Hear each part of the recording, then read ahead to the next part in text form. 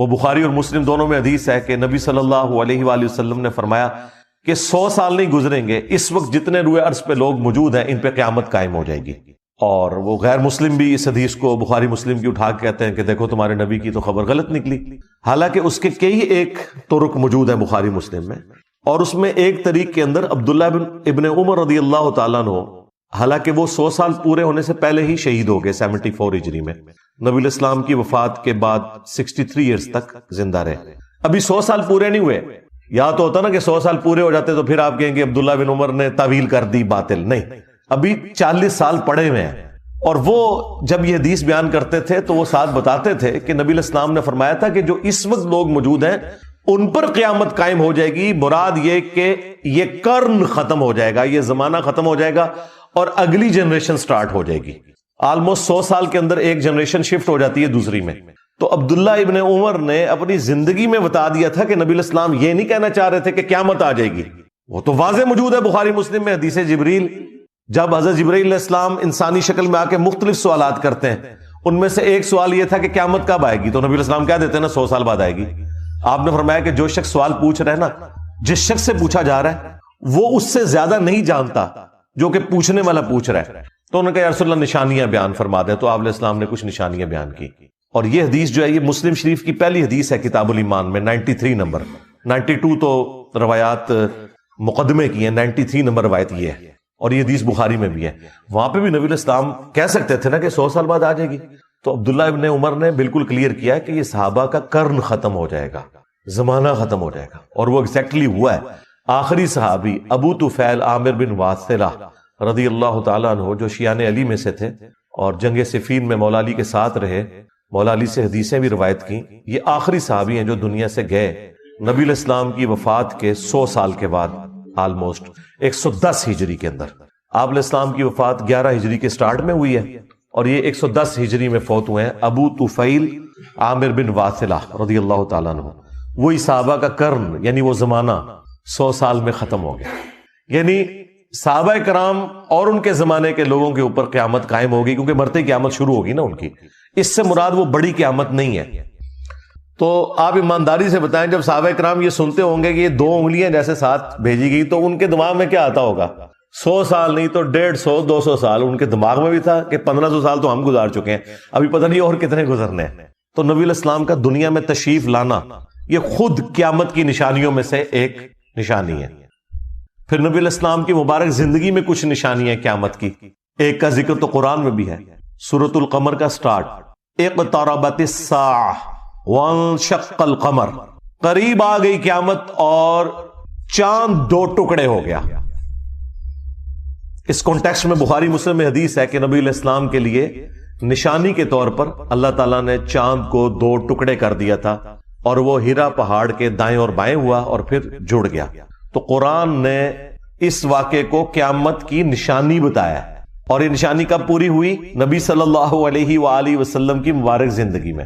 تو اس سے آپ کا دماغ کھل جانا چاہیے کہ کسی نشانی کا آ جانا یہ اس چیز کی دلیل نہیں ہے کہ بس قیامت آئی کہ آئی. اس کا علم اللہ تعالیٰ کے ساتھ خاص ہے. اور قرآن میں یہ ٹاپک جگہ جگہ آیا ہے کہ اے نبی آپ سے قیامت کے بارے میں پوچھتے ہیں، قل انما العلم عند اللہ وانما انا نذیر مبین. اے نبی تم فرما دو کہ اس کا علم تو اللہ کے ساتھ خاص ہے اور میں تو نہیں ہوں مگر ڈر سنانے والا. تو قیامت کا علم یہ اللہ تعالیٰ کے پاس ہے کہ وہ کب آنی ہے. لہٰذا یہ ویلاگ ضرور دیکھا کریں، محظوظ ہوا کریں، اس میں سے نکلنا کچھ بھی نہیں ہے، سیدھی سی بات ہے. باقی جو نشانیاں وہ الحمدللہ میں نے تفصیل کے ساتھ بیان کی ہیں، لیکن جو کچھ آپ نکالنا چاہتے ہیں نا وہ میں کبھی بھی نکال کے نہیں دوں گا. نہ میری جرت ہے کہ میں اللہ اور اس کے رسول سے آگے بڑھنے کی کوشش کروں عز و جل و صلی اللہ علیہ وآلہ وسلم. بخاری اور مسلم دونوں میں حدیث ہے، تمہاری اس وقت کیا شان ہوگی کہ جب عیسیٰ ابن مریم تم میں عادل حکمران کی حیثیت سے نازل ہوں گے، صلیب کو توڑ دیں گے، خنزیر کو قتل کر دیں گے، جزیہ موقوف کر دیں گے، یعنی سب لوگ اسلام قبول کر لیں گے، اور مال کی ریل پیل ہوگی. یعنی نبی صلی اللہ علیہ وآلہ وسلم نے مستقبل کی یہ خبر دے دی کہ عیسیٰ ابن مریم نے اس دنیا میں اترنا ہے. عیسیٰ ابن مریم کے بارے میں امت کا یہ اجماعی عقیدہ ہے، سنی ہو، شیعہ ہو، کہ انہوں نے قیامت سے پہلے اس دنیا میں تشریف لانا ہے اور اپنے زمانے میں اللہ تعالیٰ نے انہیں زندہ آسمانوں پہ اٹھایا تھا. اس حوالے سے میں نے تفصیلی ویڈیو ریکارڈ کروائی ہوئی ہے، میں آج اس تفصیل میں نہیں جاؤں گا ورنہ ٹاپک اور طرف نکل پڑے گا.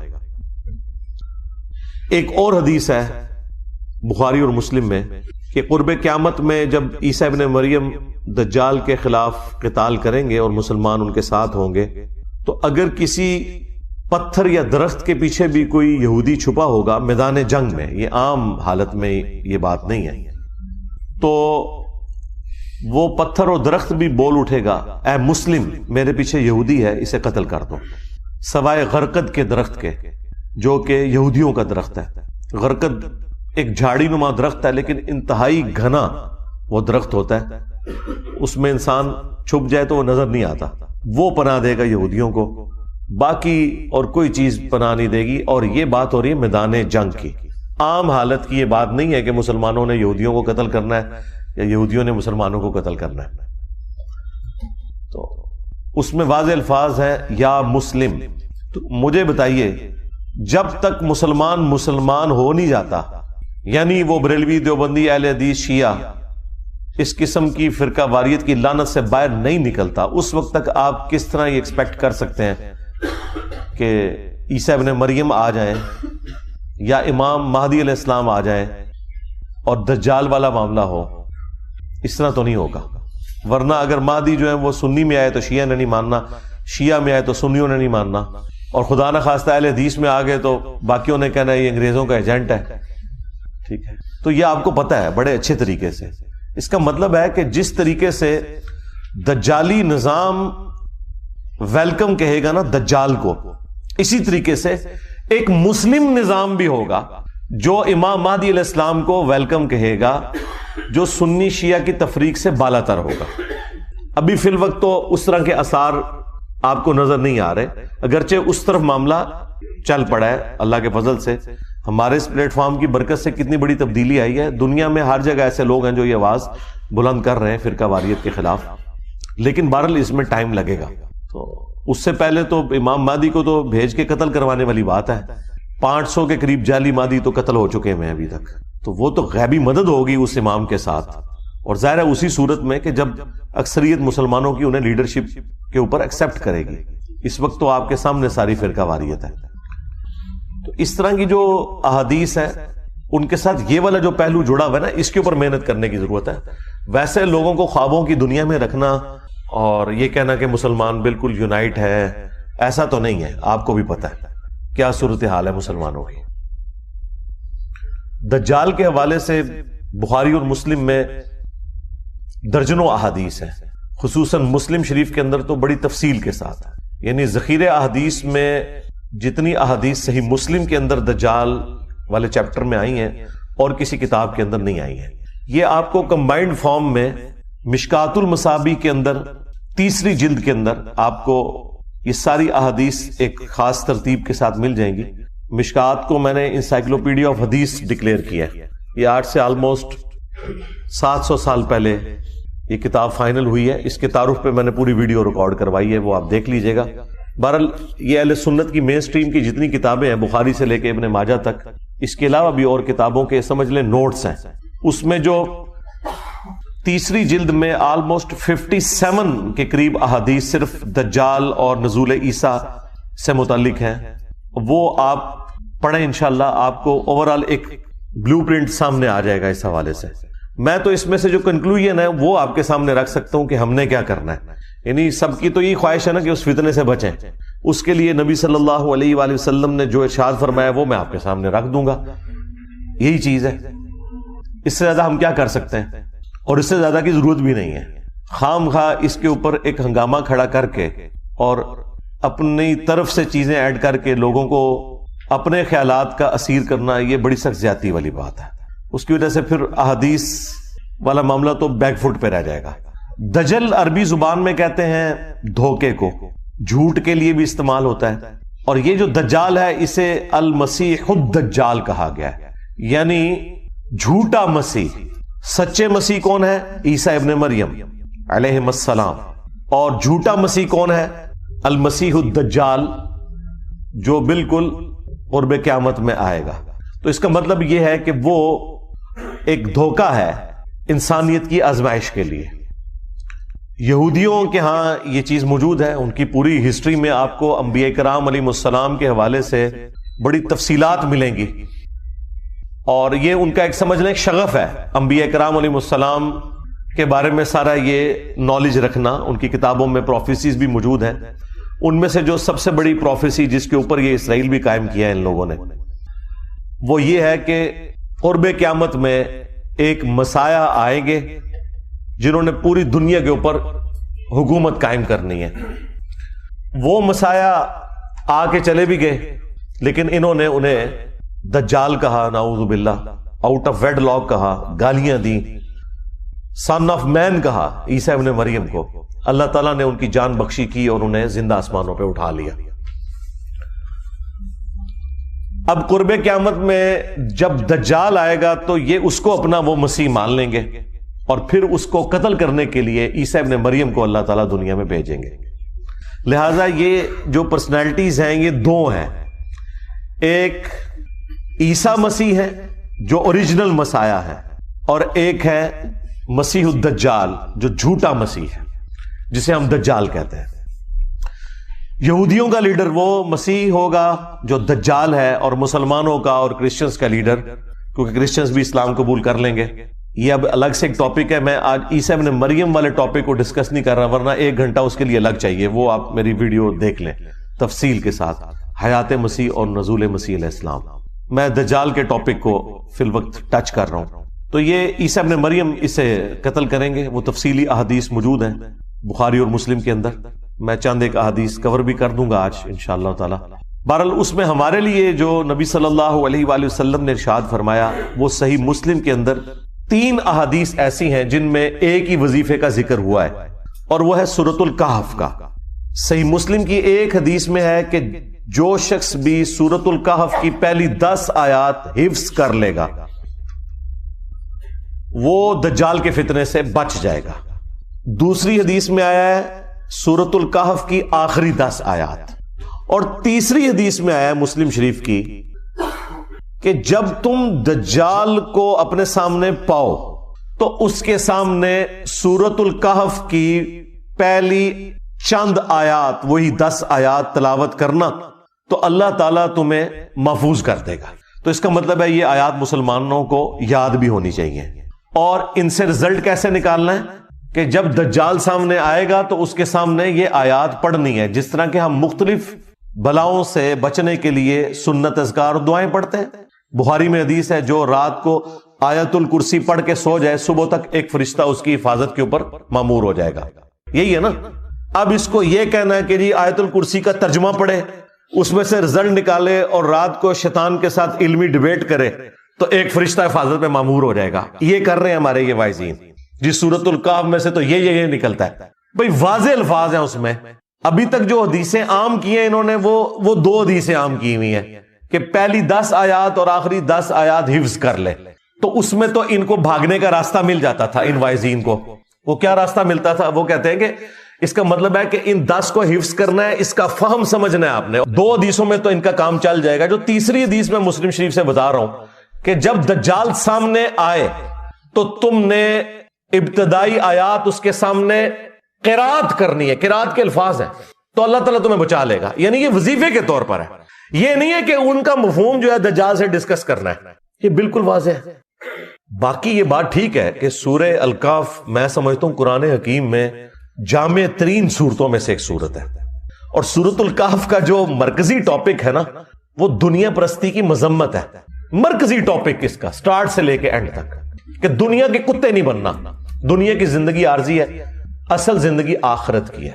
اب اس میں چند ایک واقعات چونکہ ڈومیننٹ آ گئے ہیں تو لوگ سورۃ الکہف میں ان واقعات کے پیچھے پڑ جاتے ہیں. لیکن اس کا جو مرکزی ٹاپک ہے، چاہے وہ پہلی 10 آیات پڑھ لیں یا آخری 10 آیات اور بیچ میں بھی، وہ ہے دنیا کی زندگی کی بے ثباتی.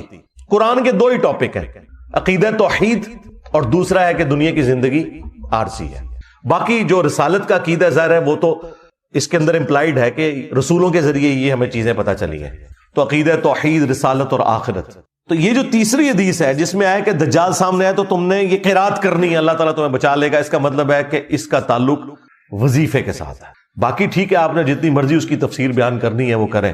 سورۃ الکہف کے اندر دنیا کی زندگی کی جو مذمت آئی ہے، یعنی دنیا میں ڈوب نہ کوئی جائے، ورنہ تو دنیا کی زندگی میں آپ نے رہنا ہے، پھر دنیا حسنہ اللہ سے مانگنا ہے، لیکن اس کو اپنے اوپر حاوی نہیں کرنا۔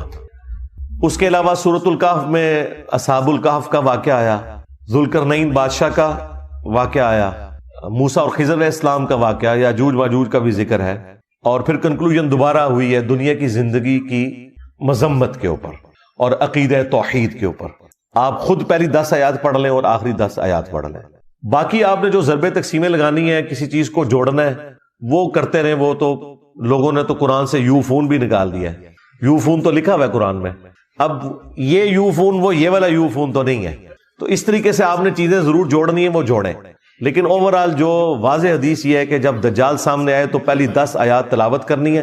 تو امت کو بتانے کا کام یہ ہے کہ پہلی 10 آیات کو آپ حفظ کریں، باقی جو قرآن کی تعلیمات کو ترجمے سے پڑھنا، اس کے فہم کے اوپر عمل کرنا، اسے حرز جاں بنانا، اس میں تو مجھ سے زیادہ کون زور دیتا ہے؟ میں نے تو آگے کہا کہ خدا کے لیے طوطے بنا کے نہ نکالو حفاظ کو، قرآن کے مفہوم کو سمجھیں، اپنے عقیدے کو درست کریں، لیکن اس میں یہ غلوف کرنا کہ اور چیزیں نکالنا شروع کر دینا اور اس کا کوئی اینڈ ہی نہ ہو، یہ والی زیادتی نہ کریں پلیز۔ امت کو اس کے حال کے اوپر چھوڑ دیں، قرآن و سنت تک جتنا نبی صلی اللہ علیہ وآلہ وسلم نے تعلیم فرمایا۔ تو یہ بالکل واضح ہے کہ قرات کرنی ہے، اس کے لیے آپ کو 10 آیات یاد ہونی چاہیے۔ اور جامع ترمذی میں اس کو سپورٹیو ایک روایت بھی ہے، اس کی صحت میں کلام ہے، لیکن بعض کے نزدیک وہ درست بھی ہے۔ اس میں ہے کہ روزانہ ان 10 آیات کی تلاوت بھی کی جائے، تو میں اسے فٹ ان سمجھتا ہوں اس کے اندر، اس اعتبار سے کہ جو روزانہ ان 10 آیات کی تلاوت کرے گا تو ہی اسے زبانی یاد بھی رہے گی۔ جو چیزیں آپ روزانہ پڑھتے ہیں وہی آپ کو زبانی یاد رہتی ہیں، ادروائز تو بندہ بھول جاتا ہے۔ تو روزانہ کم از کم ایک دفعہ، بھلے فجر کے بعد یا مغرب کے بعد، پہلی 10 آیات سورۃ الکہف کی یہ حرز جاں بنائے کہ انہیں آپ نے پڑھنا ہے۔ باقی اس کی تفسیر تو میں نے ویڈیو میں ریکارڈ کرائی ہوئی ہے، وہ آپ ضرور دیکھیں۔ ڈاکٹر سرار صاحب نے بھی بڑی تفصیل کے ساتھ ریکارڈنگ کرائی ہے، وہ بھی آپ دیکھیں۔ پورے قرآن کو ظاہر ہم نے فالو کرنا ہے، ترجمے کے پوائنٹ آف ویو سے، اس کی تعلیمات کے پوائنٹ آف ویو سے۔ اور بخاری مسلم میں ایک اور حدیث ہے جس میں نبی صلی اللہ علیہ وآلہ وسلم نے ہر نماز میں ہمیں حکم دے دیا ہے کہ 4 چیزوں کے شر سے آپ نے اللہ کی پناہ طلب کرنی ہے نماز کے تشہد کے اندر۔ اللہم انی اعوذ بک من عذاب جہنم ومن عذاب القبر ومن فتنة المحیا والممات ومن شر فتنة المسیح الدجال، یعنی جہنم کے عذاب کے اگینسٹ، قبر کے عذاب کے اگینسٹ، زندگی اور موت کے فتنے کے اگینسٹ، اور جھوٹے دجال کے فتنے سے بچنے کے لیے ہر نماز کے تشہد میں آپ نے یہ دعا مانگنی ہے۔ تو یہ 2 وظائف ہیں بھائی، سورۃ الکہف کی پہلی 10 آیات روزانہ پڑھیں، یاد کریں، اور خدا نخواستہ کبھی دجال کا سامنا ہو جائے تو اس کے سامنے اس کو آپ تلاوت کریں تو اللہ تعالیٰ آپ کو محفوظ رکھے گا۔ اور دوسرا یہ ہے کہ ہر نماز کے ہر تشہد کے اندر آپ جہاں اور دعائیں مانگتے ہیں وہاں پہ یہ دعا بھی آپ نے مانگنی ہے، اور یہ دعا تو اتنی اہم ہے کیونکہ بخاری مسلم میں الفاظ ہیں کہ نبی علیہ السلام حکم دیتے تھے یہ دعا مانگنے کا۔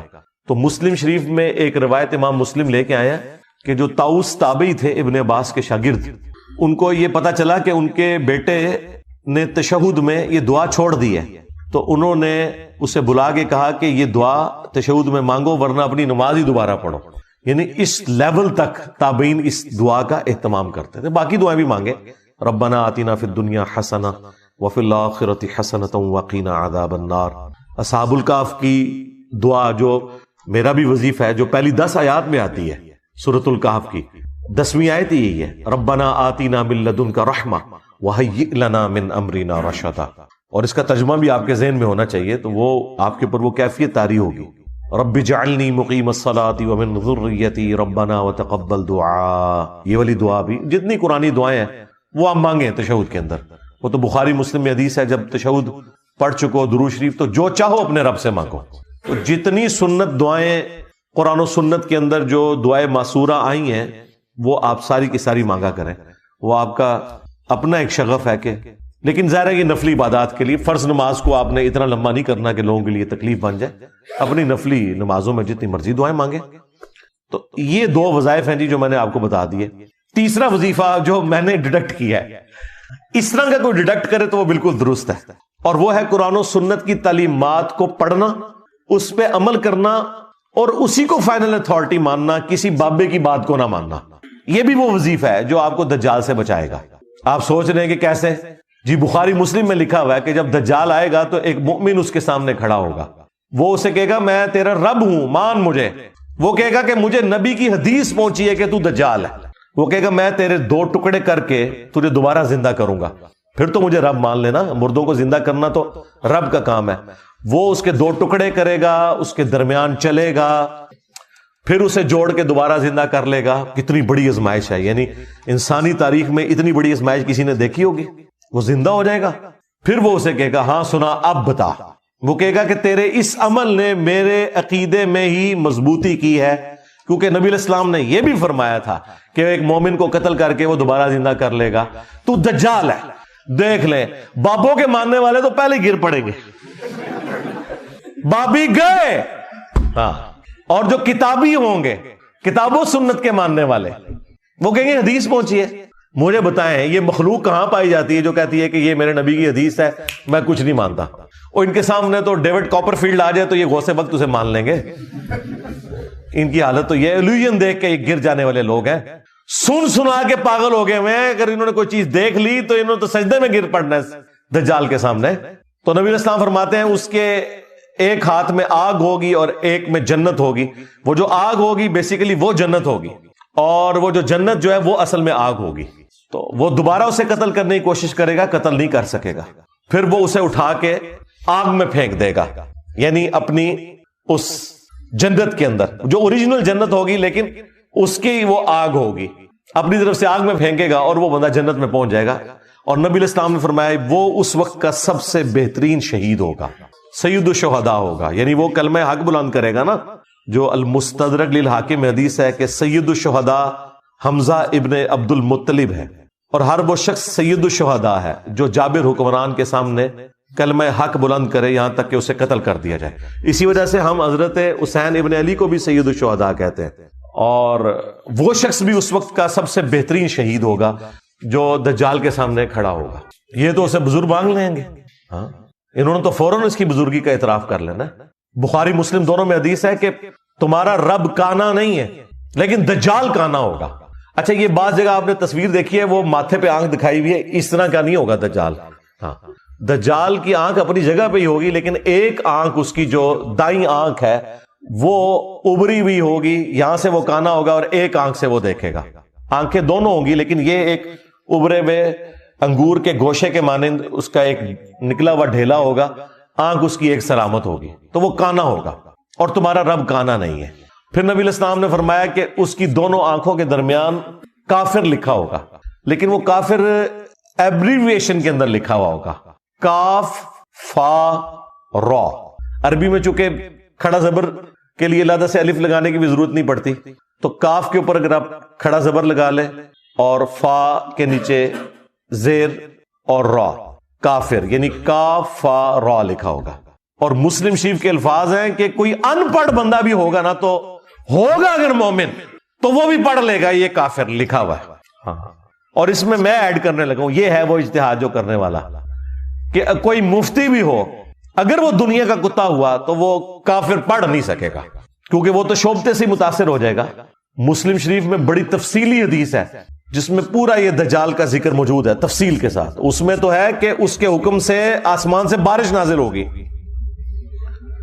زمین کو حکم دے گا وہ اناج اگائے گی، خزانے اس کے ساتھ چلیں گے، اور لوگ جو بےچارے اس طرح کے لوگ ہیں وہ تو ساتھ اس کے لگ جائیں گے نا، ان کی ضرورتیں پوری ہو رہی ہوں گی، مردہ بھی زندہ کر دے گا، پیچھے کیا رہ گیا کام جو کرے، تو لوگ اس کے ساتھ اٹیچ ہوتے چلے جائیں گے۔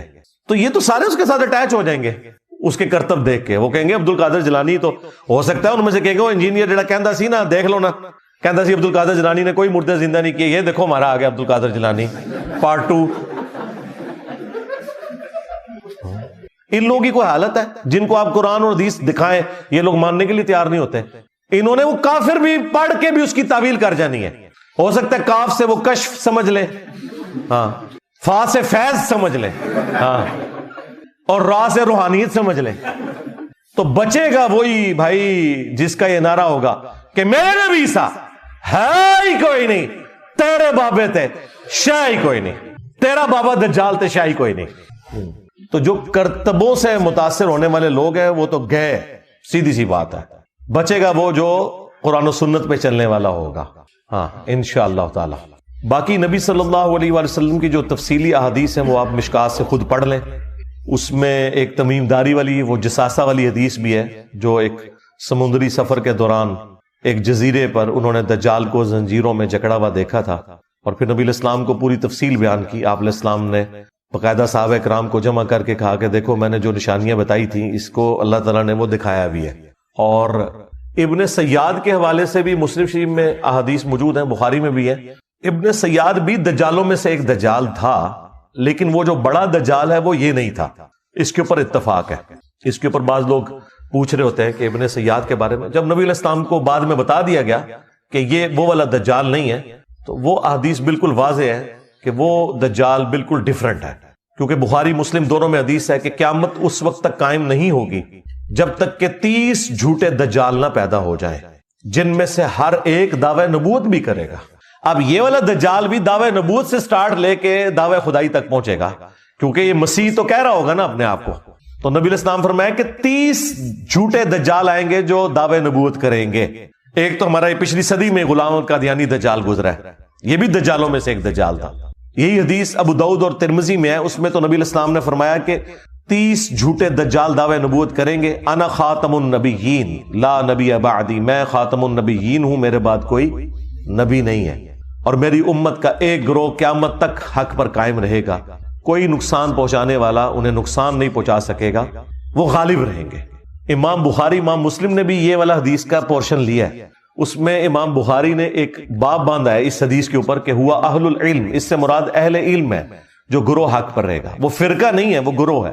فرقے تو جہنمی ہیں، وہ ابو داؤد میں حدیث ہے کہ 72 فرقے جہنم میں جائیں گے، 73 ہو جائیں گے۔ 73 اس لیے ہو جائیں گے کہ ایک کو جب توڑا جائے، اس کے 72 ٹکڑے اور کیے جائیں، تو وہ اوریجنل تو اپنی جگہ رہے گا نا، تو اس اوریجنل کو آپ فرقہ نہیں کہہ سکتے، فرق تو وہ ہے جو ٹوٹ کے الگ ہو، ورنہ کیا صحابہ کرام کو آپ فرقہ کہیں گے؟ صحابہ کرام اہل بیت کس سے ٹوٹ کے الگ ہوئے تھے؟ وہ تو نبی علیہ السلام کے ساتھ تھے۔ آپ سے ٹوٹ کے جو الگ ہوئے وہ 72 فرقے ہیں۔ درخت اپنی اوریجنل جگہ پہ موجود ہے، پتا جو ہے وہ فرق کہلاتا ہے، تو فرقے سارے جہنمی ہیں، ایک گروہ حق پہ قیامت تک قائم رہے گا۔ تو یہ جو 30 جھوٹے دجال ہیں یہ آنے ہی آنے ہیں، ان میں سے جو سب سے بڑا دجال ہے وہ آخری دجال ہے، اور ظاہر ہے اس کے لیے ایک سسٹم تو ہوگا۔ یہ کہنا کہ دجال ایک سسٹم کا نام ہے، سسٹم بھی ہے، وہ سسٹم جو کہ اس کو ویلکم کہے گا، اور ظاہر ہے کہ وہ سسٹم تو شروع سے ایگزسٹ کرتا ہے، اپنی اب پیک کو پہنچ گیا۔ جیسے یہ سائنس کی ترقی ہوئی ہے، اس نے تو دجالی سسٹم کو زیادہ سپورٹ کر دیا نا۔ جو لوگ مٹیریل کے ماننے والے ہیں اور مٹیریل کو سب کچھ سمجھتے ہیں، تو ان کے لیے تو سائنس نے فزیکلی ترقی کر کے ان کو دکھا دی ہے نا جی۔ دنیا میں جو اس وقت آپ کو آسائشیں نظر آ رہی ہیں اپنے ارد گرد جتنی بھی، یہ نہ تو اجمیر شریف والوں کا کوئی کمال ہے، نہ بغداد شریف والوں کا، نہ بریلی شریف والوں کا، نہ دیوبند شریف کا۔ سائنس نے جو کچھ آپ کو دیا ہے وہ آپ کے سامنے ہے، یہ تو ہم محسوس کر رہے ہیں نا۔ مسلمان کیا، کافر کیا، کوئی بھی ہو، سائنس کی برکات سے آپ فائدہ اٹھا رہے ہیں۔ یہ جو آپ کو کہہ رہے ہیں اسرائیل کی پروڈکٹس کا بائیکاٹ کریں، سب سے پہلے اس مولوی کا سمارٹ فون چھین لیں، تیری ایسی تھی تیسی گلاں کر دو۔ اسی فرانس سے، اسی اسرائیل سے ان کو ڈالرز آئیں، چندے وہ قبول کر لیتے ہیں، اور آپ کو کہتے ہیں ان ملکوں میں جا کے رہنا حرام ہے۔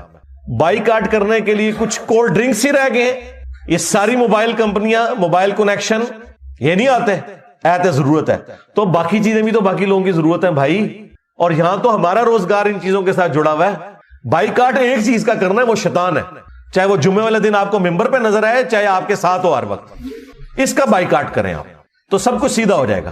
تو یہ دجالی نظام جو مٹیریل کو سب کچھ سمجھتا ہے، تو وہ فزیکلی تو انہوں نے کر کے دکھا دیا نا۔ آپ اپنے کپڑے جو پہنے ہوئے ہیں، جوتیاں پہنے ہوئے ہیں، ایون قرآن بخاری مسلم جو پرنٹ ہوئے ہوئے ہیں، آپ کے کمروں میں جو ایئر کنڈیشن لگے ہوئے ہیں، قالین بچھے ہوئے ہیں، کوئی ایک چیز بتا سکتے ہیں اپنی گھڑی سے لے کے بال پوائنٹ تک کہ جس میں سائنس کے احسانات نہ ہو؟ تو ظاہر ہے مٹیریل میں اللہ نے طاقت رکھی ہے، انسان کو اللہ نے ذہن دیا۔ اب جن کی ایک آنکھ بند ہے نا وہ تو مٹیریل کو سب کچھ سمجھتے ہیں. وہ کہتے ہیں انہوں نے تو سب کچھ کر کے دکھا دیا ہے, ہم نے قانون قدرت دریافت کر لی ہے, ہم نے اللہ تعالیٰ کی ہینڈ رائٹنگ کو سمجھ لیا ہے, اب ہم ان چیزوں کو یوز کر کے جو مرضی کریں, اور وہ کر کے دکھا بھی رہے ہیں. دیکھیں ایک بندے نے اپنے دفتر میں بیٹھ کے آج سے آلموسٹ 125 سال پہلے امیجنیشن میں چیزیں سوچی ہیں. آئنسٹائن پھر میتھمیٹیکل کیلکولیشن کر کے آپ کو E=mc² کا فارمولا دے دیا کہ میس انرجی میں کنورٹ ہو سکتا ہے, انرجی بھی میس میں کنورٹ ہو سکتی ہے. اس کی بنیاد کے اوپر ایٹم بم اگلوں نے بنا کے بتا دیا. سیکنڈ ورلڈ وار ختم ہی نہیں ہونی تھی اگر ایٹم بم نہ امریکہ پھینکتا. تو مجھے بتائیں آپ کے بزرگوں کا ہم نے کشف کا اور وہ روحانی معاملات کا کیا کرنا ہے؟ کشف تو پھر ہوا ہے آئنسٹائن کے اوپر. اس کی صرف جو کیلکولیشن ہے نا, جو فارمولے تک پہنچنے کے لیے اس نے جتنا میتھمیٹیکل ورک کیا ہے وہ ہم کسی غوث وقت کے سامنے رکھتے ہیں, وہ صرف اس کو پڑھ کے بتا دے کہ ہوا ہوا کیا ہے. سمجھانا تو دور کی بات ہے, صرف ریسائٹ کر دے کہ لکھا کیا ہوا ہے. تو دنیا کے حقائق اللہ تعالیٰ نے کھولے ہیں نا ان کے اوپر, جن لوگوں نے ایفرٹ پٹ کی ہے. یہ اللہ تعالیٰ نے ایک اپنی سنت رکھی ہوئی ہے. تو سائنس نے ہماری زندگی آسان کر کے دکھا دیا, اور اس چیز نے پھر لوگوں کو دھوکے میں مبتلا کر دیا. انہوں نے مٹیریل کو سب کچھ سمجھا, اور یہ ہے دجالی سسٹم کہ ایکوائرڈ نالج جو اللہ تعالیٰ نے دیا تھا سائنس کا علم, the knowledge obtained through observations and experiments, اس کو سب کچھ سمجھ لیا. اور جو ریویلڈ نالج تھا وہی کا علم, جو ہماری آخرت سے متعلق تھا, جو ہماری اخلاقیات سے متعلق تھا, اس سے ان لوگوں نے آنکھ بند کر لی. اسلام تو دونوں علوم کو ساتھ لے کے چلتا ہے. اور میں کہتا ہوں یہ ایکوائرڈ نالج سائنس نے تو جتنی توہمات کی مٹی پلیت کی ہے نا, ہمارے پاس تو کوئی ذریعہ نہیں تھا ان کی مٹی پلیت کرنے کا.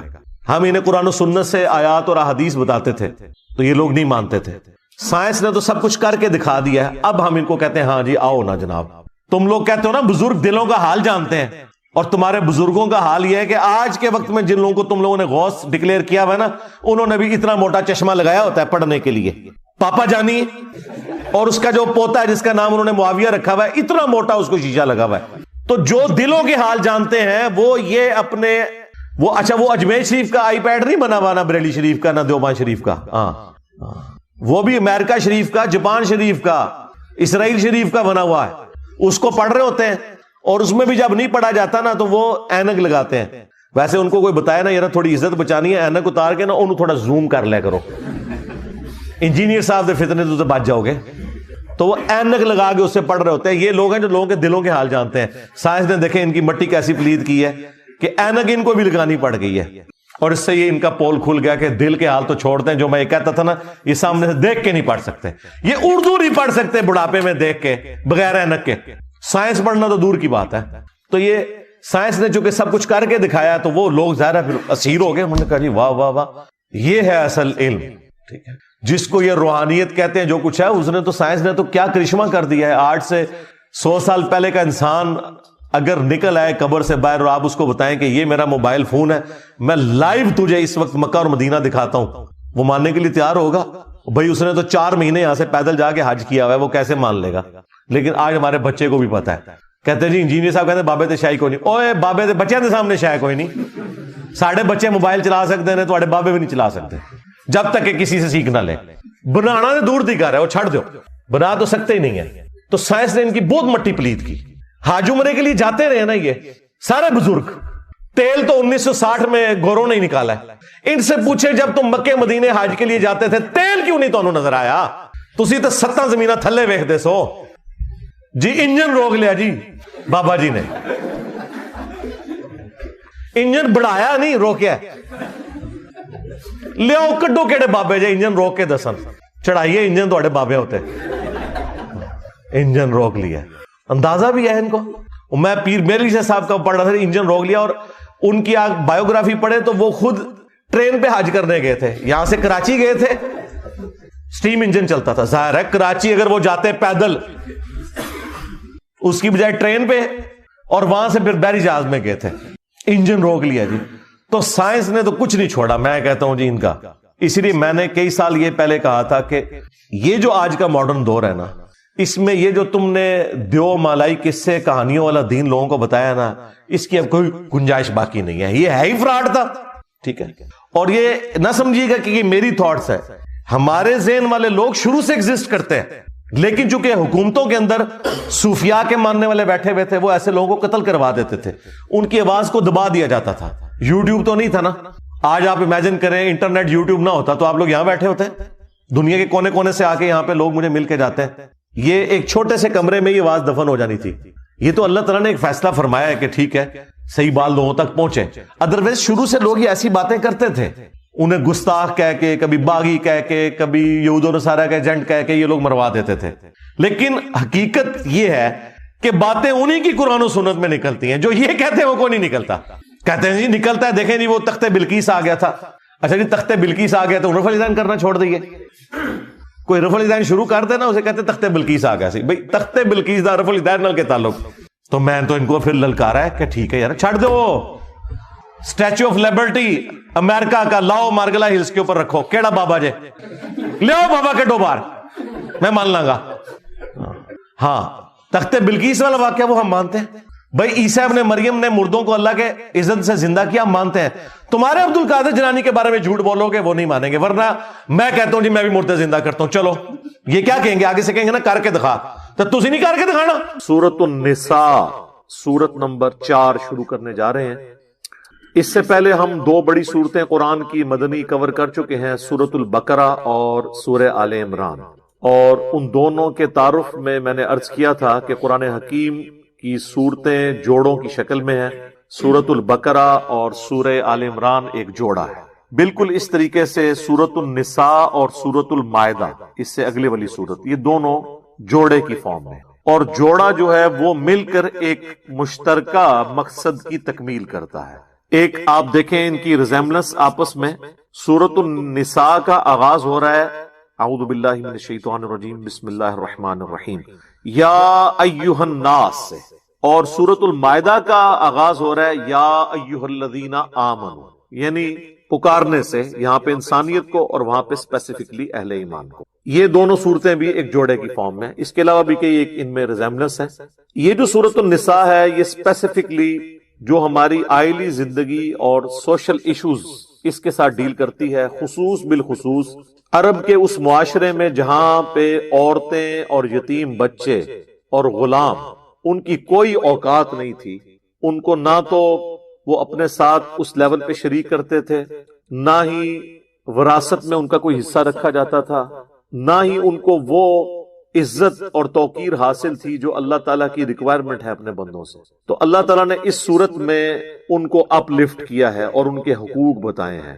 قانون وراثت اس صورت کے اندر آئے گا، یہ اس کے مرکزی ٹاپکس میں سے ایک ٹاپک ہے، یعنی یتیم، عورتیں، بچے، غلام، ان کے حقوق۔ دوسرا ٹاپک اس کے اندر جو مین ہے، آلموسٹ 80 آیات آؤٹ آف 176 آیات کے، وہ منافقین کو ایڈریس کرتا ہے، کیونکہ یہ مدنی صورت ہے، اور منافقین کو بھی پورے قرآن میں یا ایھا الذین آمنو کہہ کر ہی مخاطب کیا گیا ہے۔ اس کی وجہ یہ ہے کہ وہ قانوناً مسلمان ہوتے ہیں، کیونکہ اوپر سے تو کلمہ پڑھ رہے ہیں، دل کا معاملہ اللہ کے سپرد، لہٰذا پورے قرآن حکیم میں جہاں کہیں بھی یا ایھا الذین آمنو کے ساتھ اہل ایمان کو ڈانٹ پلائی جاتی ہے تو کئی مواقع پہ تو اس سے مراد مسلمان بھی ہوتے ہیں کمزوری ایمان کا شکار، اور جو بہت سخت قسم کی آیات ہیں وہ بیسیکلی کامل الایمان اصحاب رسول صلی اللہ علیہ وآلہ وسلم یا اہل بیت علیہ السلام سے متعلقہ نہیں ہے، بلکہ اس کا آپ ترجمہ یوں کریں گے، اے ایمان کے دعوے داروں، یعنی دعویٰ تو کر رہے ہو ایمان کا لیکن نبی علیہ السلام کے ساتھ خیانت کر رہے ہو، وہ منافقین۔ پورے قرآن میں یا ایھا الذین نافقوا کہیں پہ نہیں آیا، یا ایھا الکافرون آیا ہے، یا ایھا الناس آیا ہے، یا ایھا الذین آمنوا آیا ہے، کیونکہ منافق بھی قانوناً مسلمان ہوتا ہے، دل کا معاملہ اللہ کے سپرد ہے، فتویٰ تو ظاہر پہ لگے گا۔ تو دوسرا ٹاپک منافقین جو سازشیں کرتے تھے اسلام کے خلاف، اور اس حوالے سے پھر ان کے ساتھ کیا ایٹیچیوڈ ہونا چاہیے، اور قیامت والے دن منافقین کا انجام کیا ہونے والا ہے۔ منافقین کے حوالے سے سب سے زیادہ سخت آیات سورۃ النساء کے اندر، اور اس کا کلائمیکس بھی اس میں آ جائے گا کہ منافقین جہنم کی سب سے نچلی گھاٹی میں ہوں گے۔ وَلِعَوْذُ بِاللَّهِ تَعَالَى اللہم لا تجعلنا منہم اللہم اجرنا من النار، آمین۔ اور تیسرا اس کا مرکزی ٹاپک جو ہے وہ ہے اہل کتاب جو سابقہ امت مسلمہ ہے، ان سے کنکلوڈڈ فائنل یعنی کنکلوڈیڈ گفتگو اس سورت اور سورت المائدہ کے اندر جیوز اور کرسچنز کے ساتھ، تو اچھا خاصا حصہ اس کو بھی ایڈریس کرے گا۔ تو یعنی 3 مین ٹاپک ہوئے: عورتوں کے حقوق، بچوں کے حقوق، یتیموں کے حقوق، غلاموں کے حقوق یعنی پسا ہوا طبقہ، اور اسی میں وراثت کے قوانین بھی آئیں گے، میاں بیوی کے تعلقات میں عورتوں کے کیا حقوق کا خیال رکھنا ہے، یہ ساری چیزیں، نکاح کی امپورٹنس، یہ سب کچھ کور ہوگا۔ آئلی زندگی کور ہوگی، بلکہ سورۃ المائدہ کے اندر تو ریاستی لیول کے اوپر یعنی چور کے ہاتھ کاٹنے کی سزا، فساد فی الارض کرنے والوں کی سزا، اس حوالے سے ساری چیزیں۔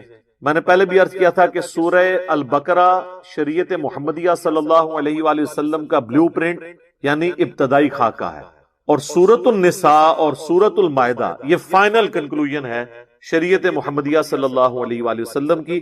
اور یہی حکمت ہے کہ یہ مدنی صورتیں اگرچہ نبی علیہ السلام پہ بالکل آخر میں نازل ہوئی ہیں ایز کمپیئر ٹو آپ کی بعثت نبوت، یعنی 13 سالہ مکی دور نکال لیں، اس کے بعد یہ نازل ہوئی ہیں، لیکن قرآن میں مصحف کی ترتیب میں یہ شروع میں۔ اس کی حکمت یہ ہے کہ چونکہ مستقبل میں زیادہ تر لوگوں نے نسلاً مسلمان ہونا تھا، ان کے لیے مدنی صورتیں زیادہ امپورٹنٹ ہیں، یا جیوز اور کرسچنز جو آلریڈی آسمانی مذاہب کے ماننے والے ہیں ان کے لیے بھی امپورٹنٹ یہی صورتیں تھیں۔ تو اللہ تعالیٰ نے مصحف کی ترتیب اس کی یہ رکھی ہے جو ترتیب نزولی سے ہٹ کر ہے، لیکن اللہ کے پاس جو اس کے علم میں لوح محفوظ کے اندر قرآن ہے وہ اسی ترتیب کے ساتھ ہے، بل ہوا قرآن مجید فی لوح محفوظ۔ تو قرآن کی ترتیب اللہ کے پاس وہی ہے جو ہمارے پاس مصحف میں ہے، لیکن اللہ نے واقعات اور حالات کے مطابق اسے نازل کیا، تو فائنل ترتیب وہی ہے جو اس وقت ہے۔ اگرچہ 30ویں پارے میں جو سورت نازل ہوئی سورت العلق وہ سب سے پہلی 5 آیات ہے، لیکن مصحف کی ترتیب میں وہ اینڈ پہ جا کے۔ تو یہ 3 مرکزی ٹاپک اس کے اندر کور ہوں گے۔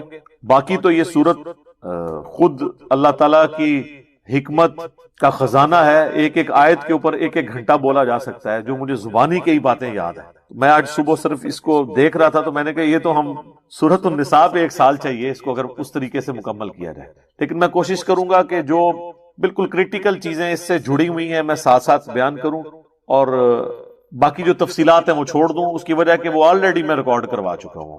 پچھلا ہمارا جو قرآن کا پورا دورہ قرآن تھا وہ 9 سالوں میں 344 لیکچرز میں مکمل ہوا ہے، تو اس میں تو میں نے ڈیٹیل کے ساتھ کی، اس میں بھی میں اتنی ڈیٹیل ضرور کروں گا کہ چیز کوئی سکپ نہ ہو۔ اب اللہ کا نام لے کے اسے شروع کرتے ہیں۔ اعوذ باللہ من الشیطان الرجیم، بسم اللہ الرحمن الرحیم۔ یا ایہا الناس اتقوا ربکم الذی خلقکم من نفس واحدہ، اے پوری انسانیت اس اللہ سے ڈر جاؤ، اس رب کا تقوی اختیار کرو جس نے تم سب کو ایک جان سے پیدا کیا، یعنی سیدنا آدم علیہ السلام، وَخَلَقَ مِنْهَا زَوْجَهَا، اور اسی جان سے اس کا جوڑا بنا دیا، یعنی سیدہ حوا۔ اس کانٹیکسٹ میں بخاری اور مسلم میں متفقن علیہ حدیث ہے دونوں کتابوں میں کہ نبی صلی اللہ علیہ وآلہ وسلم نے فرمایا کہ عورت جو ہے وہ آدم کی ٹیڑھی پسلی سے پیدا ہوئی ہے، یعنی سیدہ حوا پیدا ہوئی حضرت آدم علیہ السلام کی پسلی سے، اور وہ جوڑا بن گیا ان کا، اور پھر اس جوڑے سے کیا ہوا، وَبَثَّ مِنْهُمَا رِجَالًا كَثِيرًا وَنِسَاءً، اور پھر ہم نے مرد و عورت کے اس جوڑے سے کثیر تعداد میں مرد اور عورتیں اس زمین کے اوپر پھیلا دی۔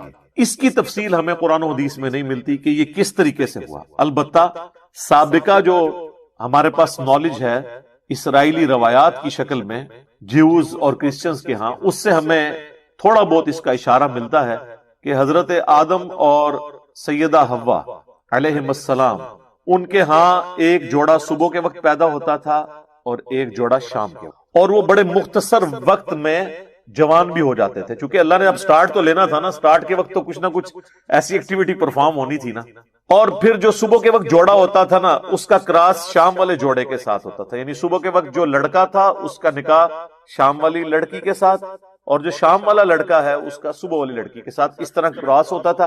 اور جب یہ سلسلہ شروع ہو گیا اس کے بعد پھر اللہ تعالیٰ نے جو بہن اور بھائی والا رشتہ ہے جو پہلے اس وقت میں ظاہر ہے کہ ایز اے لاسٹ ریزارٹ اس کو آغاز کرنے کے لیے وقتی طور پر حلال تھا، اس کو قیامت تک کے لیے حرام کر دیا۔ وہ ابدی حرمت والے رشتے کون کون سے ہیں وہ بھی سورۃ النساء میں آ رہے ہیں۔ تو اس طریقے سے یہ معاملہ چلا، اور اسی کانٹیکس میں وہ قابیل اور حابیل کا واقعہ بھی ملتا ہے۔ وہاں پہ بھی ان کا کنفلکٹ اسی بات پہ ہوا تھا، اس پہ میری ڈیٹیل ویڈیو ریکارڈڈ ہے، سورۃ المائدہ میں وہ واقعہ آئے گا تو پھر انشاءاللہ اس پہ ہم گفتگو کریں گے۔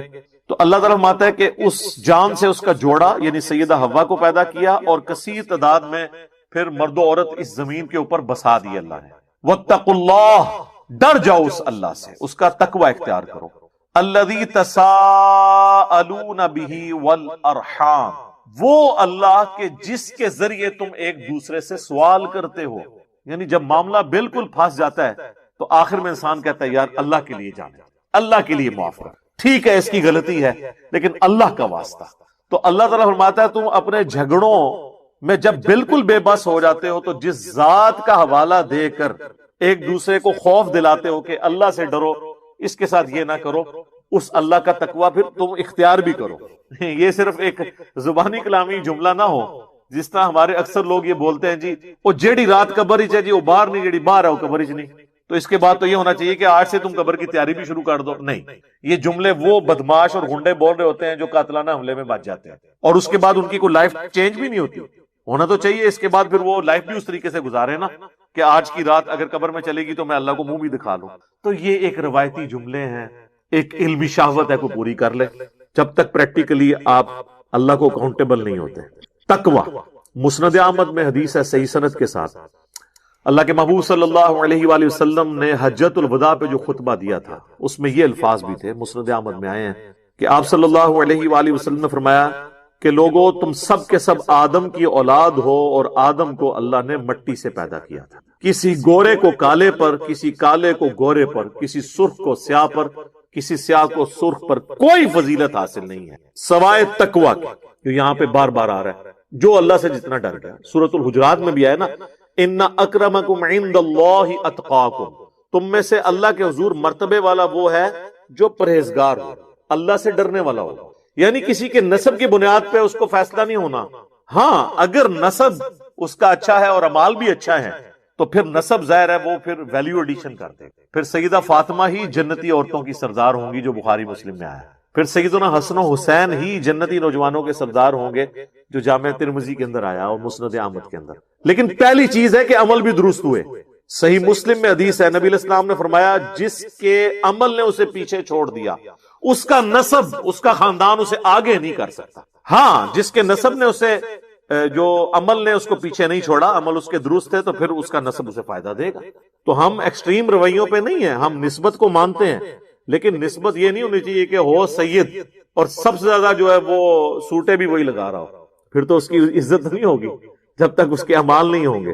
اس پہ بھی میرے یوٹیوب پہ ایک ویڈیو ہے، کیا سارے ہاشمی سید جو ہیں ان کا احترام کیا جائے؟ تو یہ دیکھنا ہوگا کہ وہ سید ہونے کا حق بھی ادا کر رہے ہیں، نہیں صرف دعویٰ کرنے سے نہیں۔ تو اس مسند احمد کی حدیث میں الفاظ ہیں کسی گورے کو کالے پر، کالے کو گورے پر، سرخ کو سیاہ پر، سیاہ کو سرخ پر کوئی فضیلت نہیں سوائے تقوی کے، تقوی کی بنیاد پہ اللہ تعالیٰ قیامت والے دن نوازے گا۔ تو یہاں پہ بھی آپ دیکھیں سٹارٹ ہوا یا ایھا الذین آمنوا اتقوا ربکم، اپنے رب سے ڈرو، اس کا تقوی اختیار کرو۔ پھر آگے چل کے پھر آیا واتقوا اللہ الذی تساءلون بہ والارحام، یہاں پھر تقوی کو اللہ تعالیٰ نے ایڈریس کیا۔ تو اس اللہ سے ڈرو جس کی وجہ سے ایک دوسرے سے سوال کرتے ہو، والارحام، اور جو اللہ تعالیٰ نے رحمی رشتے بنائے ہیں، خون کے رشتے بنائے ہیں، ان کی بھی پاسداری کرو۔ یعنی اللہ سے ڈرتے ہوئے جس طرح ایک دوسرے کو سوال کرتے ہو، اللہ ہی سے ڈرتے ہوئے ارحام کا بھی خیال رکھنا ہے، رحمی رشتوں کا، یعنی یوٹرس رحم کہا جاتا ہے عربی میں، تو یعنی ماں کے رشتے سے یا باپ کے رشتے سے جو تمہارے رشتہ دار ہیں ان کا بھی خیال رکھنا ہے، قطع رحمی نہیں صلہ رحمی۔ بخاری اور مسلم دونوں میں حدیث ہے، جب اللہ تعالیٰ نے صلہ رحمی کو پیدا کیا تو فرمایا کہ جو تجھے جوڑے گا میں اس سے اپنا تعلق جوڑوں گا، اور جو تجھے توڑ دے گا میں اپنا تعلق اس سے توڑ دوں۔ اور ایک اور حدیث ہے بخاری اور مسلم دونوں میں کہ نبی علیہ السلام نے فرمایا کہ قطع رحمی کرنے والا شخص جو ہے وہ جنت میں داخل نہیں۔ تو رشتہ داروں کے ساتھ صلہ رحمی کرنا ضروری ہے، لیکن یہ صلہ رحمی ہوگی اللہ اور اس کے محبوب صلی اللہ علیہ وآلہ وسلم کی تعلیمات کے اندر اندر۔ یہ نہیں ہے کہ وہ یہ ماں کے جی داڑھی مڈا دے رہی تھا میں دودھ نہیں بخشا گی، کتنی متکبر مائیں ہیں جو یہ جملہ بولتی ہیں۔ ان ماؤں سے پوچھو کہ بھئی تم نے خود جنت میں جانا ہے کہ نہیں، کہ تم دوسروں کی جنت کا فیصلہ کر رہی ہو؟ اور اکڑ رہی ہو اللہ اور اس کے رسول کی مخالفت کے اوپر. ماں باپ کی عزت کا ہمیں کس نے حکم دیا ہے؟ اللہ نے. اور اگر ماں باپ اللہ کے باغی ہوں اور پھر وہ اکسائیں اپنی اولاد کو کہ وہ اللہ کے مخالفت پہ کھڑا ہو تو پھر ان کی اطاعت نہیں ہوگی. لیکن دنیا میں سورہ لقمان میں ہے کہ معروف طریقے سے ان کے ساتھ چلنا ہے، بدتمیزی نہیں کرنی، لیکن ان کا کہنا نہیں ماننا اس معاملے میں جہاں پہ وہ اللہ اور اس کے محبوب صلی اللہ علیہ وآلہ وسلم کے خلاف چلنے کا حکم دے. دنیا معروف طریقے سے لے کے چلے. وہ صحیح بخاری میں حدیث ہے، اسما بنت ابی بکر کہتی ہیں کہ میری والدہ میرے پاس آتی ہے لیکن اس نے اسلام قبول نہیں کیا، مشرکہ ہے، بت پرست ہے، کیا میں اس کے ساتھ حسن سلوک کروں؟ تو آپ نے فرمایا ہاں، دنیا میں معروف طریقے سے حسن سلوک کرو. وہ حقوق آپ نے پورے کر دیں، نان و نفقہ بھی دینا ہے اور اسی طریقے سے بیمار ہو جائیں تو علاج بھی کروانا ہے، یہ سارے کام کرنا ہے. لیکن جہاں وہ کہیں پر آپ کو اللہ کی نافرمانی پہ اکسائیں اور ایکسپلائٹ کرنے کی کوشش کریں. کئی عورتیں ہیں جو اپنی بچیوں کو کہتی ہیں کہ نقاب نہ کرو ورنہ تمہارے اچھا رشتہ نہیں ملے گا. اندازہ کریں تو جن بے پردہ عورتوں کو اچھے رشتے مل گئے ہوئے ہیں تو کیا ان کی زندگیاں سکون سے گزر رہی ہیں؟ ان کی طلاقیں نہیں ہو رہی ہیں؟ ان چیزوں پہ فیصلے ہونے ہیں. دنیا کا تو پتہ نہیں کہ کیا بھروسہ کب موت آ جائے. اللہ کی نافرمانی نہیں کی جائے تو رحمی رشتوں کا بھی خیال رکھو. ان اللہ کان علیکم رقیبا، بے شک اللہ تعالی دیکھ رہا ہے جو کچھ تم کر رہے ہو. یہ سب سے بڑی تھریٹ ہے. اور یہ اگر انسان کے سامنے یہ معاملہ ہر وقت رہے کہ میرا رب مجھے دیکھ رہا ہے تو پھر انسان کے لیے گناہوں سے بچنا آسان ہو جاتا ہے. دنیا کی شرم اور حیا کی وجہ سے لوگ برائی سے بچ جاتے ہیں. کئی لوگ ہیں وہ داڑھی رکھتے کہتے ہیں جی اب داڑھی رکھ کے تو یہ کام نہیں اب کر سکتے ہم. کئی لوگوں نے ٹوپی رکھی ہوئی ہے تو وہ ٹوپی کی شرم و حیا کی وجہ سے کئی کام چھوڑ دیتے ہیں کہ لوگ کہیں گے یار یہ دیکھو اس نے کیا کیا. تو سب سے بڑھ کر شرم و حیا اللہ کی کرنی چاہیے، اور وہ اللہ جو دیکھ رہا ہے. باقیوں کا دیکھنا تو میٹر نہیں کرتا، وہ سزا بھی نہیں دے سکتے، اور اللہ وہ دیکھنے والا ہے کہ اگر وہ سزا کا فیصلہ کر دے تو کوئی چھڑا نہیں سکتا. یہ بات، اور اگر وہ چھوڑنے کا فیصلہ کر دے تو کوئی پکڑ نہیں سکتا. ان یمسسک اللہ بضر فلا کاشف له الا هو، اگر اللہ کسی کو پکڑ لے تو اس کے سوا کوئی نہیں چھڑا سکتا. وَإِن يَمْسَسْكَ بِخَيْرٍ، اور اگر وہ خیر کا ارادہ کر لے فَلَا رَادَّ لِفَضْلِهِ، اس کے فضل کو کوئی ٹال نہیں سکتا. تو اس اللہ کو اپنے سامنے رکھو. اس کانٹیکس میں وہ حدیث جبریل بڑی مشہور ہے، بخاری مسلم دونوں میں ہے، اور مسلم میں کتاب الایمان چیپٹر میں پہلی حدیث ہی یہی ہے. پہلی 92 روایتیں تو مقدمے کی ہیں، 93 نمبر حدیث جو مسلم شریف میں ہے نا، حدیث جبریل بڑی ڈیٹیل ہے. اس میں حضرت جبرائیل نے انسانی شکل میں آ کے جب مختلف سوال کیے تو ایک سوال اس میں یہ تھا کہ فرمائیے کہ احسان کیا ہے. تو آپ صلی اللہ علیہ وآلہ وسلم نے فرمایا احسان کا درجہ یہ ہے کہ تم نماز اس طرح پڑھو، اللہ کو اس طرح یاد کرو گویا کہ تم اپنے رب کو اپنے سامنے دیکھ رہے ہو. اور اگر یہ تصور نہیں کر سکتے تو کم از کم یہ تصور رکھو کہ اللہ تمہیں دیکھ رہا ہے. اچھا، اس کا بعض لوگوں نے نا، یہ تو ایک بات ہو رہی تھی اصطلاحاً سمجھانے کے لیے، وہ اس کو بالکل لفظی معنوں میں لے گئے. جی کئی لوگ جو ہیں وہ نماز اس طرح پڑھتے ہیں کہ اللہ ان کو نظر آ رہا ہوتا ہے. اس کا اس کے ساتھ لینا دینا ہی کوئی نہیں ہے. مراد یہ ہے کہ جیسا کہ تم اللہ کو اگر سامنے دیکھو نا تو تمہاری توجہ کسی اور کی طرف نہیں جائے گی. بالکل اس طریقے سے تم نماز پڑھتے وقت پوری کنسنٹریشن سے نماز پڑھو. اس کا یہ مطلب نہیں تھا کہ واقعی کو دیکھ سکتا ہے نماز کی حالت میں اللہ کو، اور اگر یہ تصور نہیں تو کم از کم یہ تصور تو رکھ سکتے ہو کہ اللہ تمہیں دیکھ رہا ہے. یہ جو آیت ہے نا جی پہلی سورہ نساء کی جو ہم نے کور کی، یہ نبی علیہ السلام کے جو خطبے ہوتے تھے نا ان میں بھی آپ یہ آیت پڑھا کرتے تھے. صحیح مسلم میں ایک بڑی لمبی حدیث ہے. کچھ غریب مسلمان آئے، نیو مسلمز، بعض کے پاؤں میں جوتیاں بھی نہیں تھیں، کپڑے بھی پھٹے پرانے تھے. نبی علیہ السلام نے ان کی حالت دیکھی تو آپ کے چہرے کا رنگ جو ہے وہ متغیر ہو گیا.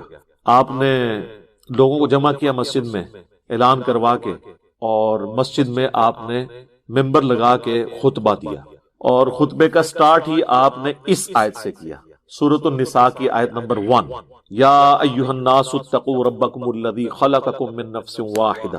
یعنی بتانا تھا کہ یہ جو اب نئے مسلمان آئے ہیں یہ بھی تمہارے باپ آدم کی اولاد میں سے. اور پھر آپ نے اس کے بعد سورۃ الحشر کی وہ آیت تلاوت کی کہ اے ایمان والو اللہ کا تقوی اختیار کرو اور ہر جان دیکھے کہ اس نے آگے کے لیے کیا عمل آگے بھیجا ہے، اللہ کی راہ میں صدقہ خیرات کر کے. یہ آیات سے آپ نے مسلمانوں کو موٹیویٹ کیا، پھر ترغیب دلائی کہ اللہ کی راہ میں خرچ کرو.